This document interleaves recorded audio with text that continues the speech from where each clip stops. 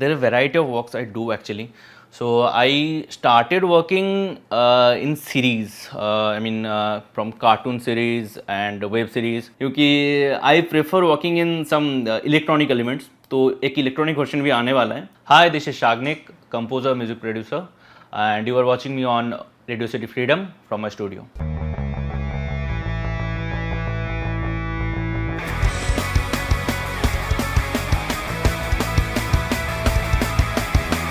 Nowadays, I think home studio setup is very important because क्योंकि क्या होता है, हम लोग का ब्रीफ आता है, हम लोग को थोड़ा बहुत स्टूडियो से खुद से करके जाना पड़ता है.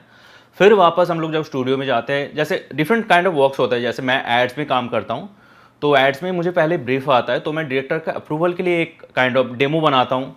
तो वो फिर जब अप्रूव हो जाता है, then I go to the studio and finally record and all everything.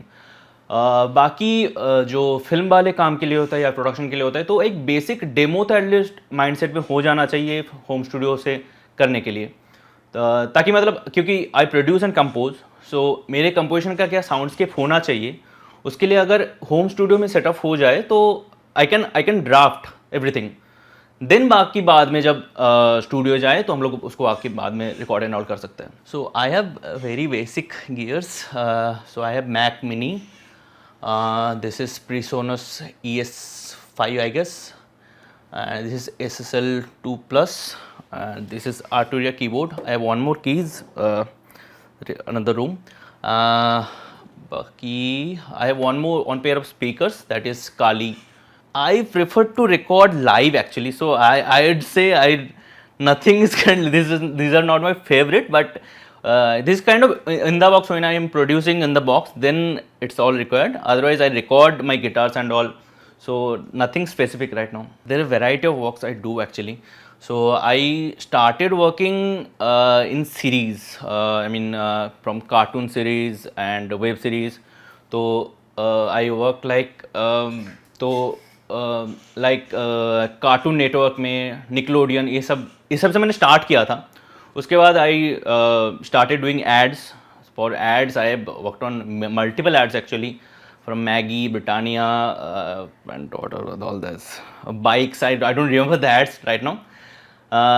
फिर मैं थोड़ा थोड़ा करके film side by side I was producing for several composers.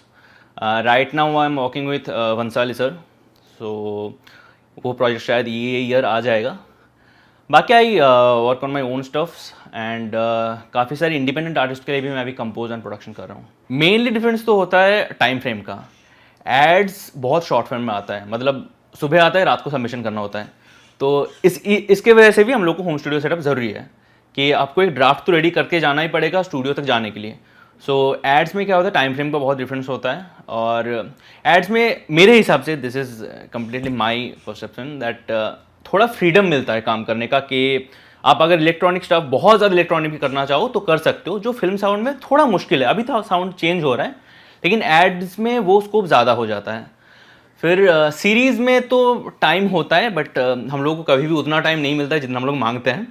तो बट हाँ, टाइम मिलता है. टाइम एज इन तो पूरा बैकग्राउंड स्कोर करने में टाइम लगता है, तो मेनली टाइम फ्रेम का इशू होता है. और इंडिपेंडेंट सीन में तो काफ़ी टाइम होता है, क्योंकि वो हम लोग का खुद का काम होता है. तो हम लोग जब कोलैबोरेशन करते हैं तो उसमें बहुत सारे चेंजेस भी होना शुरू हो जाता है. कि शुरू ऐसे स्टार्ट हम लोग कुछ और ड्राफ्ट से करते हैं, जब फाइनल स्टेज में जाता है तो वो अलग ही जोन में हो जाता है. रिसेंटली मैं काम कर रहा हूँ हंसिका एंड प्रियांकित के साथ.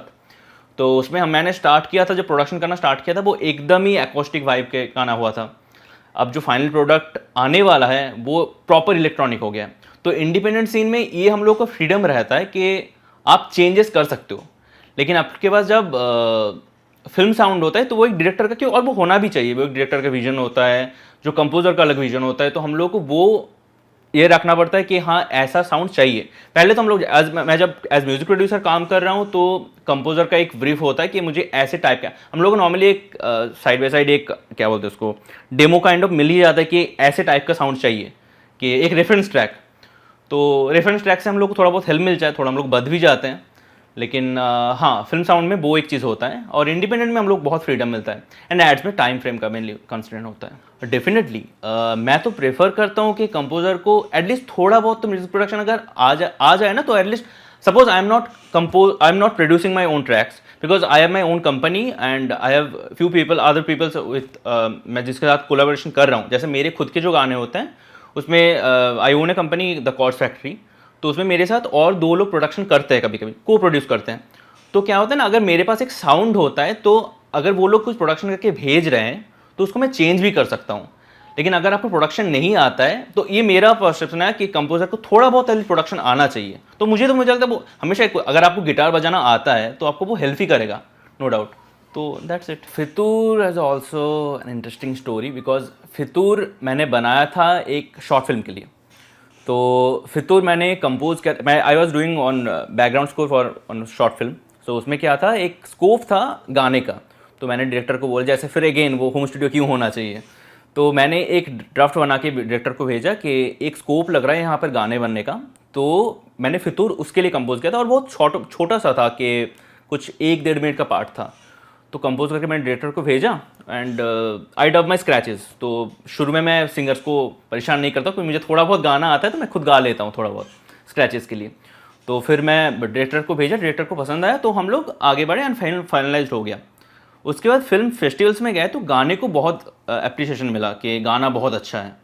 उसके बाद डायरेक्टर ने बोला कि गाना क्यों ना हम लोग थोड़ा और लंबा बना के रिलीज़ करें। तो फितूर इस वजह से बना था। और फितूर का साउंड्सकेप भी जो है वो फिल्म के जैसे अगेन जो फिल्म में होता है, फिल्म का एक साउंड होता है। तो फितूर काइंड ऑफ वो एकॉस्टिक थोड़ा रॉकिश फ्लेवर में बना हुआ है क्योंकि फिल्म का साउंड वो था।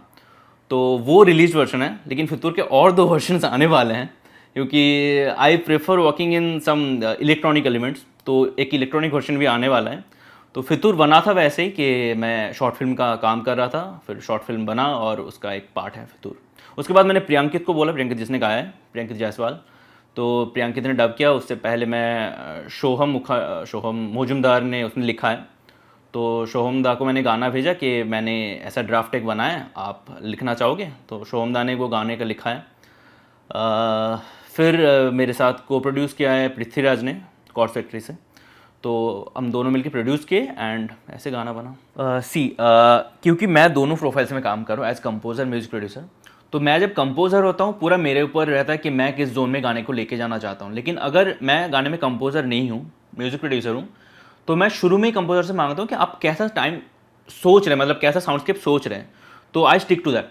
तो मैं नहीं चाहता हूँ कि क्योंकि composer is the creator ultimately, ठीक है। तो उनके दिमाग में कुछ तो सोच के बनाए होंगे कि मुझे ऐसा साउंडस्केप चाहिए, तो मैं उस पर स्टिक करता हूँ। मेरा आने वाला है काम ड्रीम पॉप भी गाना, क्योंकि मैं रिसेंटली कंपोजर थोड़ा शिफ्ट होना स्टार्ट कर रहा हूँ। और हाँ, तो वो दोनों प्रोजेक्ट्स आने वाले हैं। लेकिन एज म्यूज़िक प्रोड्यूसर मैंने उस जोन में काम नहीं किया अभी, मतलब एज सिर्फ म्यूजिक प्रोड्यूसर मैंने उस जोन में काम नहीं किया अभी तक। Like and subscribe to Radio City Freedom on all social media platforms.